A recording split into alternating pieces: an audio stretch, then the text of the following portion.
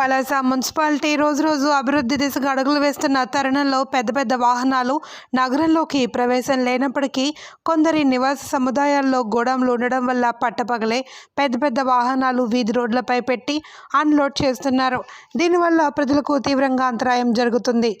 Police వారి నిబంధనలు లెక్క చేయకుండా వర్తకులు మొండి వైఖరి అవలంబిస్తున్నారు. పలాస కాశీబుగ్గ వ్యాపార వర్తకుల నిల్వలపై అధికారులు పర్యవేక్షణ లేకపోవడం వల్లనే కల్తీ వస్తువులు మార్కెట్లోకి వస్తున్నాయి. వాటిని నియంత్రణ చేయవలసిన అధికారులు నిర్లక్ష్యంగా వ్యవహరిస్తున్నారు కనుకే రోజుకి కల్తీ వస్తువులు, రెండో రకం వస్తువులు చలామణి అవుతూనే ఉన్నాయి. ముమ్మాటికి ఇది అధికారుల నిర్లక్ష్యమే అని మేధావర్గం ఆరోపిస్తుంది. ఈరోజు గాంధీనగర్ SBS స్కూల్ రోడ్డులో ఓ గోడౌన్లో పెద్ద లారీ ఒకటి అన్లోడ్ అవుతుండగా మా ప్రతినిధి లారీ డ్రైవర్ను వివరణ అడగగా సదరు గోడౌన్ యజమాని వచ్చి బూతుల పురాణం మొదలుపెట్టారు. మీడియా వారికి మేము ఎలాంటి మీరు అడిగే హక్కులు మాకు లేవు అని తిరుగుబాటు చేస్తూ వారి వీధులకు అడ్డు తగిలేసాగారు.